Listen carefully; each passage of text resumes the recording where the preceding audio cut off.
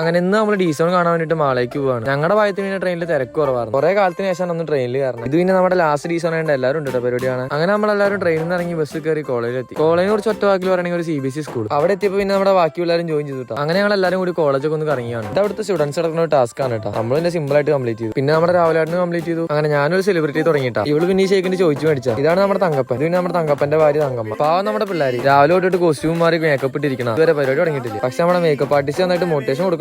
ഈ കോളേജിൽ പിന്നെ ഇടയ്ക്കിടയ്ക്ക് ഓരോ കണ്ണാടികൾ ഉണ്ടായി. രാത്രി പിന്നെ ഉമ്മാരികളൊക്കെ മതിയാണല്ലോ. അങ്ങനെ ആദ്യം നമ്മുടെ പിള്ളേരെ സ്കിറ്റ് തുടങ്ങി. പിന്നെ നമ്മുടെ പിള്ളേരെ ഫോക്ക് ഡാൻസും. ഉച്ചയ്ക്ക് നടക്കേണ്ട പരിപാടിയാണെങ്കിൽ രാത്രി 11 മണിക്കാം. രാവിലെ തൊട്ട് ഇത്ര നേരം ഇരുന്നിട്ട് നമ്മുടെ പിള്ളേരെ എനർജിക്ക് ഒരു കുറവുണ്ടായില്ല. നമ്മുടെ സപ്പോർട്ടിന് ഒരു കുറവുണ്ടായില്ല. നമ്മുടെ പിള്ളേരെ പരിപാടി കഴിഞ്ഞു കോളേജിൽ അടി തുടങ്ങി. ഒരു സൈഡ് തല്ല് കഴിഞ്ഞപ്പോൾ അടുത്ത സൈഡിലും തല്ല് തുടങ്ങി. അങ്ങനെ തല്ലിന്റെ ഇടയിൽ ലാസ്റ്റ് നമ്മുടെ ചെക്കന് മിസ്സായി. പിന്നെ നമ്മളെ കണ്ടപ്പോഴാണ് ചെക്കന് സമാധാനമായി. പക്ഷെ ഇതൊന്നും മൈൻഡ് ആക്കാതെ നമ്മുടെ സ്റ്റേജിൽ പരിപാടി നടന്നുകൊണ്ടിരുന്നു കേട്ടോ. അവസാനം പിള്ളേർ സമരിന്നിട്ട് അതാണ് നിർത്തിച്ചു. പിന്നെ നോക്കുമ്പോൾ വീണ്ടും അവിടെ അടി തുടങ്ങിയിരുന്നു. എന്തായാലും ഹോളി ഗ്രീസർക്ക് നല്ല നഷ്ടം ഉണ്ടായിരുന്നു പ്രാവശ്യം ഡീസോൺ കാരണം. അങ്ങനെ തല്ലൊക്കെ കഴിഞ്ഞ് ഫുഡ് കഴിച്ചുകൊണ്ടിരിക്കുമ്പോഴാണ് നാളെ നടത്താൻ പോണ പരിപാടികളൊക്കെ ക്യാൻസൽ ആക്കിയ ഞങ്ങൾ അറിയണം. അങ്ങനെ ഡീസോൺ വൈബാക്കാൻ വിചാരിച്ചു ഞങ്ങൾ 3G ആയിട്ട് അവിടെ നിന്ന് ഇറങ്ങി. ഫസ്റ്റ് ബസ്സിന്റെ കയറി തിരിച്ച് വീട്ടിലേക്ക് പോന്നു. അങ്ങനെ ഞങ്ങൾ ഉറങ്ങുകൂടി ചെയ്ത് രാവിലെ തന്നെ കോളേജിൽ എത്തി. എന്തൊക്കെ പറഞ്ഞാലും നമ്മുടെ വ്യാസനാണ് കേട്ടോ അടിപൊളി. വരാൻ പറ്റാത്ത പിള്ളേർക്ക് ഡീസോണിന്റെ വിശേഷങ്ങൾ പറഞ്ഞു കൊടുക്കാനാണ് ഈ കാണുന്നത്. അപ്പൊ ഓക്കെ ബൈ.